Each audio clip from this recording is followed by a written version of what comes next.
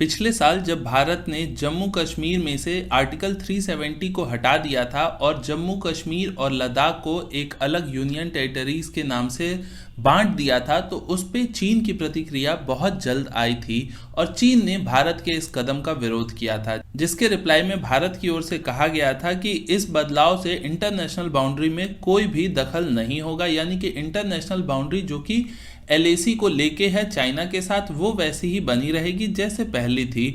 उसके बाद से फिर चाइना, आपको पता है कि जो भी मैटर होता है कश्मीर का या जम्मू कश्मीर पूरे रीजन का लेके, उसमें चाइना हमेशा से पाकिस्तान को ही सपोर्ट करते आया है। यहाँ पे आपको पता होगा कि पाकिस्तान ने गिलगिट बाल्टिस्तान, यानी कि आप कह सकते हैं POK वाला जो हिस्सा है, जो भारत का जम्मू कश्मीर है, उसी का जो पार्ट है जो कि पाकिस्तान ने लिया हुआ है, उसे POK कहते हैं। तो उसका जो गिलगिट बाल्टिस्तान का हिस्सा है वो अभी तक एक आज़ाद हिस्सा कह सकते हैं, या आज़ाद तो नहीं था, जैसे तिब्बत है चाइना के पास, उसी तरीके से आप समझ सकते हैं कि POK भी पाकिस्तान के पास उसी तरीके से था। कहने को तो वहां पे स्वतंत्र सरकार होती थी, लेकिन पाकिस्तान की जो मिलिट्री है उसका पूरा कब्जा उस पर रहता था।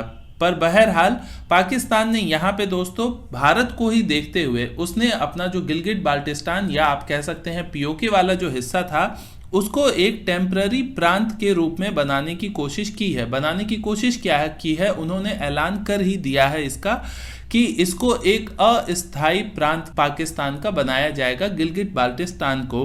और इस पे अभी तक चीन की कोई प्रतिक्रिया नहीं आई थी। भारत ने तो अपनी प्रतिक्रिया दी थी, इसका विरोध किया था, लेकिन चीन की अभी तक कोई प्रतिक्रिया नहीं आई थी।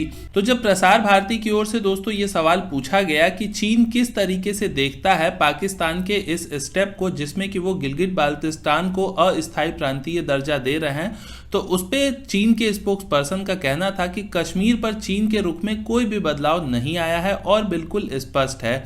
यानी कि उनका कहना यह है कि जैसे उनका नजरिया पहले था वैसे ही उनका नजरिया अभी भी है। इसके अलावा उन्होंने कहा कि भारत और पाकिस्तान के बीच कश्मीर का मुद्दा ऐतिहासिक है और इसका समाधान शांतिपूर्ण और UN चार्टर के हिसाब से होना चाहिए। यह एक द्विपक्षीय मुद्दा है और समाधान उसी के तहत किया जाना चाहिए।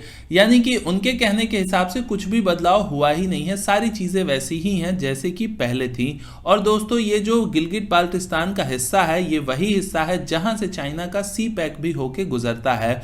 और चाइना के इस स्टेटमेंट से साफ पता चलता है कि चाइना को तो यही लगता है कि POK हमेशा पाकिस्तान के पास ही रहने वाला है। और कहीं ना कहीं उनके इस स्टेटमेंट से ये भी साफ होता है दोस्तों कि अगर भारत को भविष्य में POK लेना होगा तो उसके लिए हमें सिर्फ पाकिस्तान ही नहीं बल्कि हमें चाइना का भी सामना करना पड़ सकता है, क्योंकि चाइना का उस जगह प्रोजेक्ट है CPEC का। और जब हम POK वापस लेंगे तो उसके बाद चाइना का वो CPEC का प्रोजेक्ट खत्म हो जाएगा, जिसका चाइना विरोध करेगा। और वो विरोध किसी भी तरह का हो सकता है, वो मिलिट्री से भी हो सकता है या किसी और तरीके से भी हो सकता है। तो चाइना के स्पोक्स पर्सन का ये बयान सुन के आपको क्या लगता है दोस्तों? अपने सुझाव कमेंट सेक्शन में जरूर लिखिएगा। बाकी मैं मनीष मिलता हूं आपसे अगले वीडियो में। नमस्कार, जय हिंद।